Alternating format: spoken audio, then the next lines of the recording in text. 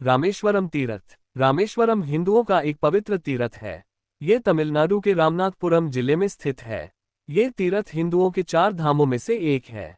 इसके अलावा यहाँ स्थापित शिवलिंग 12 द्वादश ज्योतिर्लिंगों में से एक माना जाता है। भारत के उत्तर में काशी की जो मान्यता है, वही दक्षिण में रामेश्वरम की है। रामेश्वरम चेन्नई से लगभग 425 मील दक्षिण पूर्व में है।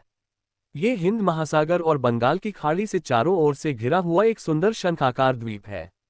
बहुत पहले ये द्वीप भारत की मुख्य भूमि के साथ जुड़ा हुआ था, परंतु बाद में सागर की लहरों ने इस मिलाने वाली कड़ी को काट डाला, जिससे वह चारों ओर पानी से घिरकर टापू बन गया। यहाँ भगवान राम ने लंका पर चढ़ाई करने से पूर्व पत्थरों के सेतु का निर्माण करवाया था, जिस पर चढ़कर वानर सेना लंका पहुंची व वहां विजय पाए। बाद में राम ने विभीषण के अनुरोध पर धनुष्यकोटि नामक स्थान पर यह सेतु तोड़ दिया था। आज भी इस 30 मील 48 की लंबे आदि सेतु के अवशेष सागर में दिखाई देते हैं। यहाँ के मंदिर के तीसरे प्रकार का गलियारा विश्व का सबसे लंबा गलियारा है। रास्ता। जिस स्थान पर यह टापू मुख्य भूमि से जुड़ा हुआ था, वहां इस समय 2.5 मील चौड़ी एक खाड़ी है। शुरू में इस खाड़ी को नावों से पार किया जाता था। बताया जाता है कि बहुत पहले धनुषकोटि से मन्नार द्वीप तक पैदल चलकर भी लोग जाते थे, लेकिन 1480 में एक चक्रवाती तूफान ने इसे तोड़ दिया। बाद में आज से लगभग 400 वर्ष पहले कृष्णप्पा नायकन नाम के एक राजा ने उस पर पत्थर का बहुत बड़ा पुल बनवाया। अंग्रेजों के आने के बाद उस पुल की जगह पर रेल का पुल बनाने का विचार हुआ। उस समय तक पुराना पत्थर का पुल लहरों की टक्कर से हिलकर टूट चुका था। एक जर्मन इंजीनियर की मदद से उस टूटे पुल का रेल का एक सुंदर पुल बनवाया गया।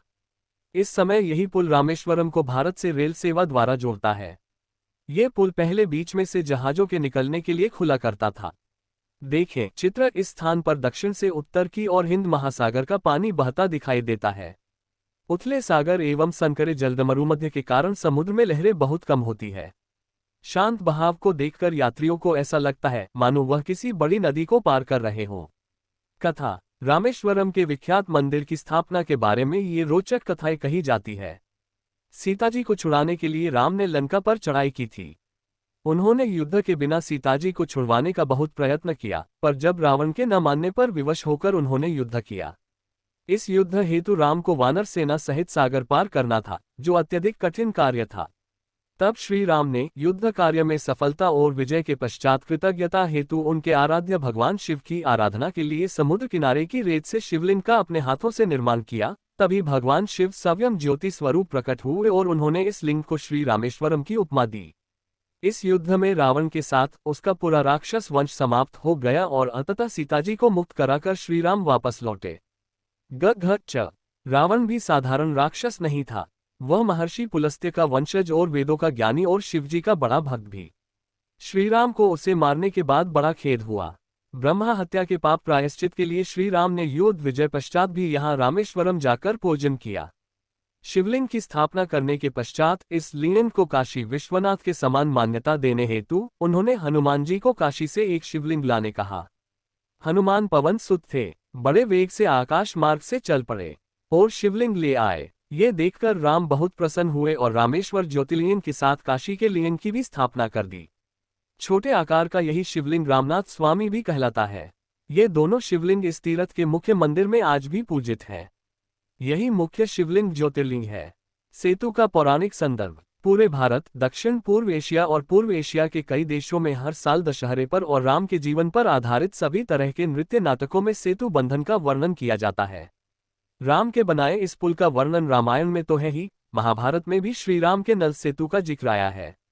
कालिदास की रघुवंश में सेतु का वर्णन है।